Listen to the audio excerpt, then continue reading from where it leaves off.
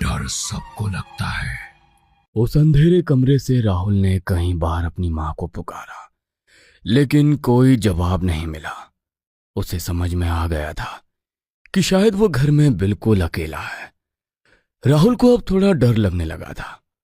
अचानक राहुल को एक कमरे से हल्की रोशनी नजर आने लगी और किसी की हंसी की आवाज भी सुनाई पड़ने लगी। राहुल दौड़कर अपने कमरे में पहुंचा तो देखा वहां एक पीली मुलायम फर वाली अजीब सी दिखने वाली गुड़िया रखी हुई है, जिसकी आंखों से अजीब सी रोशनी बाहर आ रही है।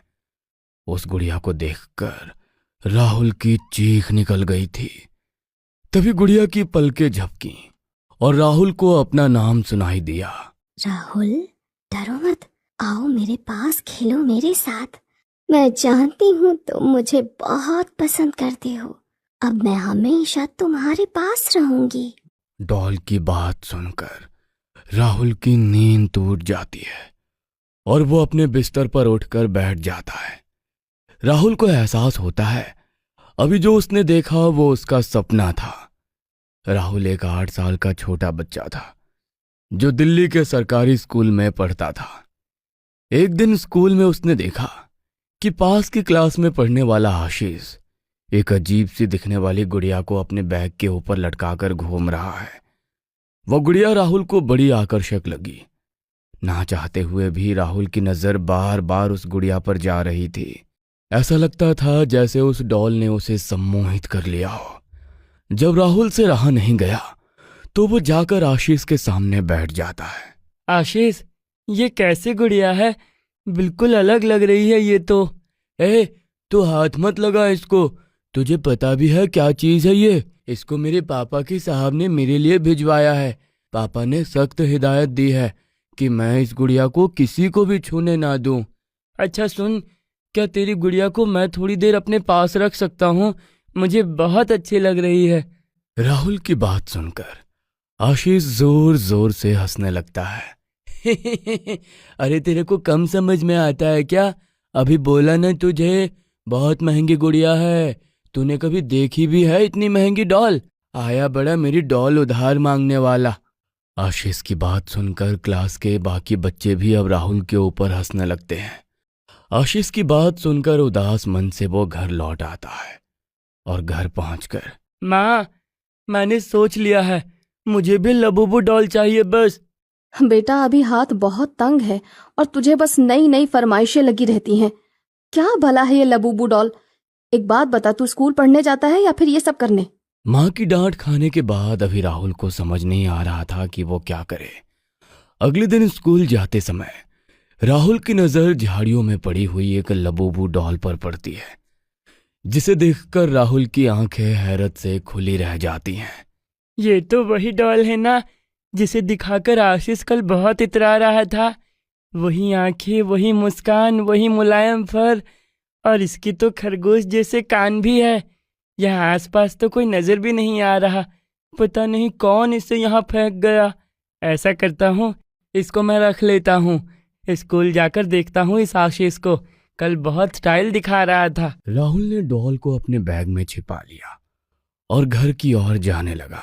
अरे देखो तो, मेरी लबूबू देखकर ये भी किसी ठेले से सस्ती लबूबू लेकर आया है और पूरी क्लास को दिखा तो ऐसा रहा था जैसे इसने सीधे चाइना से मंगवाई है। आशीष, मेरा रास्ता छोड़ दे। अरे जा, मैं कौन सा तेरे मुंह लग रहा हूँ, लेकिन अपनी वो नकली डॉल तो देता जा। आशीष उम्र में राहुल से बड़ा था, इसलिए उसने राहुल के बैग से जोर जबरदस्ती से उसकी डॉल ले ली और जमीन में पटक कर उसे पांव से कुचलने लगा। आशीष और उसके दोस्त जोर जोर से हंसकर उसका मजाक बना रहे थे और राहुल अपनी डॉल को बचाने के लिए रो रहा था। अचानक ही आशीष के पैरों से खून निकलने लगा और वो चीख चीख कर अपना पांव पकड़कर रोने लगा। आशीष के पैरों से खून बहता देख उसके साथी उसे वहीं छोड़कर टीचर को बुलाने भाग गए। आशीष के पैर के तलवे में एक बहुत बड़ी कील धसी हुई नजर आ रही थी, जिसके कारण वो दर्द से बेचैन हो रहा था। राहुल ने चुपचाप अपनी डॉल उठाई और बैग में रखकर अपने घर की ओर निकल गया। अच्छा मजा चख लिया उस आशीष ने। उसके साथ यही होना था। आज से तू मेरा पक्का दोस्त। दोपहर का समय था। राहुल अपने कमरे में बैठा अपनी डॉल से बातें कर रहा था। तभी उसकी माँ वहां पहुंच जाती है। किसके साथ इतना हंस हंस कर बातें कर रहा है? कोई भी तो नहीं है माँ। आज तो स्कूल से आकर सोया नहीं, बाहर खेलने भी नहीं गया। शाम हो गई, तू अभी तक कमरे में ही बैठा है। सच बता, क्या कर रहा था यहाँ? मैंने साफ साफ आवाज सुनी थी। कोई तो है तेरे कमरे में। माँ वो मैं आप नाराज तो नहीं हो जाओगी ना? अरे नहीं बेटा, तू पहले सच सच बता। माँ की बात सुनकर राहुल धीरे से तकिए के नीचे से लबूबू डॉल को निकालकर माँ के सामने रख देता है। ये क्या है और कहाँ से मिला तुझे? ये मुझे झाड़ियों के पास पड़ी हुई मिली थी माँ। अरे यही तो है वो डॉल जो मैं आपसे मांग रहा था, लेकिन आपने दिलवाने के लिए मना कर दिया। आपको पता है ये बहुत अच्छी है। इसकी वजह से ही आज आशीष ने बहुत अच्छा मजा चखा। क्या कहा? झाड़ियों से उठाकर लाया है इसे? पता नहीं किसकी है, कहाँ से आई। मुझे तो इसकी शक्ल भी बड़ी ही मनहूस लग रही है। अरे गुड़िया ऐसी डरावनी होती है क्या? उठाकर बाहर फेंक इसे। खबरदार, जो आगे से सड़क पर पड़ा कोई भी सामान उठाया। लेकिन माँ। तूने सुना मैंने क्या कहा? माँ को गुस्सा करते देख राहुल ने डॉल को बुझे मन से माँ को सौंप दिया और उसकी माँ ने उसे खिड़की से दूर फेंक दिया। कुछ देर में रात हुई और राहुल खाना खाकर सो गया। डॉल को बाहर फेंकने के बाद देर रात राहुल को सपना दिखाई दिया कि वो घर में बिल्कुल अकेला है और डॉल उसे अपने पास बुला रही है। राहुल की नींद टूट गई थी और अब वो अपने डॉल के बारे में सोच रहा था। लगता है लबूबू को भी मेरी याद आ रही है, तभी मुझे ऐसा सपना दिखाई दिया। माँ ने उसे खिड़की से बाहर फेंक दिया था, अब तो कोई और उसे उठाकर ले गया होगा। ऐसा सोचकर राहुल खिड़की के पास आता है तो देखता है लबूबू खुली हुई खिड़की के बीच ऐसे रखी हुई है जैसे कोई बच्चा पैर लटकाकर बैठा हुआ हो। अरे ये तो यहाँ है, लेकिन यहाँ कैसे आई? माँ ने देख लिया तो क्या होगा? राहुल लबूबू को लेकर अपने कमरे में आ गया था और अब फुसफुसाकर उससे बातें कर रहा था। तू क्यों आई यहाँ? मेरी मम्मी बहुत गुस्सा करेंगी, तेरे साथ मुझे भी बाहर कर देंगी। राहुल की बात सुनकर लबूबू किसी बच्चे की तरह जोर जोर से हंसने लगती है। तुम सच में हंस रही हो क्या? मैं सब सुन सकती हूँ और चाहो तो तुम्हारे लिए सब कुछ कर सकती हूँ। बोलो, क्या चाहिए तुम्हें? तुमने मुझे दोस्त कहा है ना? मुझे एक टॉय कार चाहिए जो रिमोट से चलती है। ठीक है, लेकिन इसके बदले में मुझे भी कुछ चाहिए जो मैं समय आने पर मांगूंगी। हाँ हाँ, तुम मेरे सारे खिलौने, कपड़े, चॉकलेट सब ले सकती हो। राहुल की बात सुनकर लबूबू किसी शैतान की तरह हंसने लगती है। राहुल लबूबू को बाहों में भरकर बड़े आराम से सो गया था। अगली सुबह जब राहुल उठा तो उसने देखा लबूबू उसके बिस्तर से गायब हो गई है और उसकी जगह पर एक नई चमचमाती टॉय कार रखी हुई है। उस कार को देखकर राहुल खुशी से उछल पड़ा था। इसका मतलब लबूबू को सच में जादू करना आता है। अरे वाह, अब तो मैं अपनी लबूबू से जो चाहे वो मांग सकता हूँ। राहुल अपने बैग में छिपाकर लबूबू और टॉय कार स्कूल लेकर जाता है, जहां पर टीचर उसे खिलौना अपने बैग में रखते देख लेती है। राहुल, ये क्या है? तुम खिलौने लेकर क्यों आए हो? इधर जमा कराओ सब कुछ। लबूबू कुछ करो, मैं तुम्हारे बिना नहीं रह सकता। राहुल के इतना कहते ही अचानक टीचर का पैर मुड़ता है और वो जमीन में गिर जाती है। टीचर दर्द से कराह रही थी। शायद उसका पैर फ्रैक्चर हो गया था, जिसके कारण स्कूल की जल्दी छुट्टी कर दी गई। ये सब तुमने किया था क्या? अरे तुम्हें ऐसा नहीं करना चाहिए था। राहुल के सवाल पूछने पर लबूबू किसी राक्षस की तरह जोर जोर से हंसने लगती है। शाम के समय बोलो, आज क्या चाहिए तुम्हें? मुझे अच्छे अच्छे कपड़े चाहिए। ठीक है, उसके बदले में तुम्हें अपनी किताब मुझे देनी होगी। अब से तुम स्कूल नहीं जाओगे। क्या? लेकिन क्यों? मैंने आज तक तुम्हारे लिए इतना कुछ किया, अब तुम्हारी बारी। राहुल ने अपनी किताबें लाकर लबूबू के पास रख दी। कुछ देर बाद राहुल की किताब गायब हो गई थी और राहुल का व्यवहार भी थोड़ा अलग सा दिखाई देने लगा था। जल्दी से अपना बैग लाओ, कल स्कूल जाना है ना? मैं स्कूल नहीं जाऊंगा। क्यों नहीं जाओगे? कहा ना नहीं जाऊंगा। जाओ अपना काम करो। राहुल की मां ने देखा कि उसका व्यवहार बदला हुआ नजर आ रहा है। गुस्से से उसकी आवाज कपकपा रही थी और आंखें लाल हो गई थी। राहुल की मां वेदिका समझ नहीं पा रही थी कि आखिर उसे हुआ क्या है। कुछ देर बाद वो कमरे की सफाई करने लगती है तो उसे वहां नए कपड़े, खिलौने, जूते वगैरह नजर आते हैं। ये सब कौन लाया तुम्हारे लिए? क्या चल रहा है ये सब?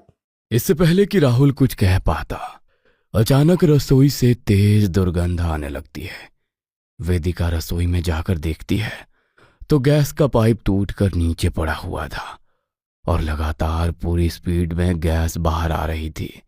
किसी तरह वेदिका गैस को बंद करती है और तभी उसे दीवार पर खून से सने छोटे छोटे पंजे के निशान दिखाई देने लगते हैं, जिसे देखकर उसकी चीख निकल जाती है। कुछ तो है यहाँ पर जो मुझे डराने की कोशिश कर रहा है। ऐसे कैसे अचानक गैस का पाइप कट गया और फिर वो निशान? इधर वेदिका अपने कमरे में करवटें बदल रही थी। डर के मारे उसका पूरा शरीर पसीने से भीगा हुआ था। वो नहीं जानती थी कि अगली सुबह एक नई अनहोनी लेकर आएगी। अगली सुबह राहुल के बिस्तर पर रखा हुआ था एक वीडियो गेम और पास में ही एक छोटे बच्चे की हैंडराइटिंग में नोट लिखा हुआ था। मुझे भूख लगी है। तुम्हारे वीडियो गेम के बदले आज मैं एक चीज खुद से चुन रही हूँ। वो है तुम्हारा पालतू बनी। चिट्ठी पढ़ते ही राहुल के हाथ कांपने लगे और उसकी आंखों से आंसू गिरने लगे। वो बनी बनी चिल्लाता हुआ हॉल में आया तो देखा बनी का खून से सना लथपथ शरीर वहां पर पड़ा हुआ था।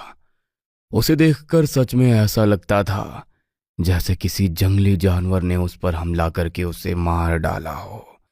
राहुल की चीख सुनकर उसकी मां दौड़कर वहां आती है तो सामने का नजारा देखकर उसके भी होश उड़ जाते हैं। ये कैसे हुआ? घर के सारे खिड़की दरवाजे बंद थे ना? माँ, वो ये सब उसने किया है। किसने? क्या बोल रहे हो तुम? वो डॉल जो मैं लेकर आया था उसने ही बनी को मारा है। क्या बेकार की बातें कर रहे हो? वो गुड़िया तो मैंने घर से बाहर फेंक दी थी ना? हाँ, लेकिन वो वापस आ गई थी। मेरी बात पर यकीन करो, अभी भी वो मेरे कमरे में ही है। मैं आपको अभी दिखाता हूँ। राहुल दौड़कर अपने कमरे में जाता है तो देखता है कि लबूबू इस समय उसके कमरे से गायब हो चुकी थी। तेरा दिमाग ठिकाने पर है? देख रही हूँ पिछले कुछ दिनों से कुछ ज्यादा ही अजीब हरकतें कर रहा है तू। राहुल चाहकर भी अपनी मां को समझा नहीं पा रहा था कि ये सब लबूबू के कारण हो रहा है। अगले कुछ दिनों तक वेदिका के साथ घर में लगातार डरावनी घटनाएं होने लगी थीं। आधी रात को कभी उन्हें जोर जोर से दरवाजा पीटने की आवाज आती तो कभी पूरे कमरे में खून से सने पांव के निशान बन जाते।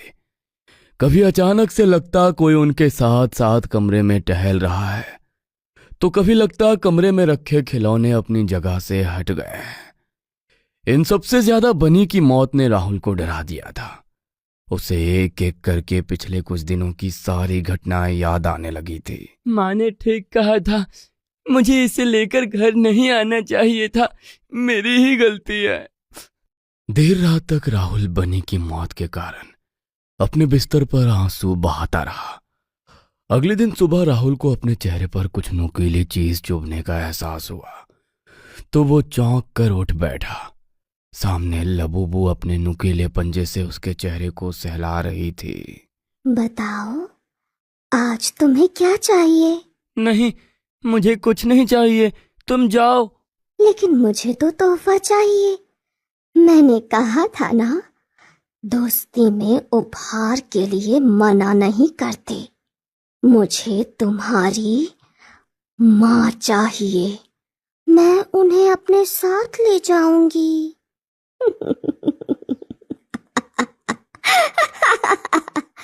नहीं नहीं, तुम ऐसा नहीं कर सकती। मेरी माँ सिर्फ मेरी है। ये देखो, मैं तुम्हारे लिए साइकिल लेकर आई हूँ। जाओ, अपने गिफ्ट से खेलो। लबूबू की बात का जवाब दिए बिना राहुल दौड़ते हुए अपनी माँ के पास जाता है और रोते हुए उन्हें सारी बातें बता देता है। मुझे ऐसा लग रहा है हम चाहकर भी इस लबूबू से पीछा नहीं छुड़ा पाएंगे, क्योंकि ये कभी भी कहीं से भी प्रकट हो जाती है। तुम रुको, मैं अभी इसके ऊपर पेट्रोल छिड़क कर आग लगाती हूँ, ताकि ये फिर कभी हमारे घर में लौट कर ना आ सके।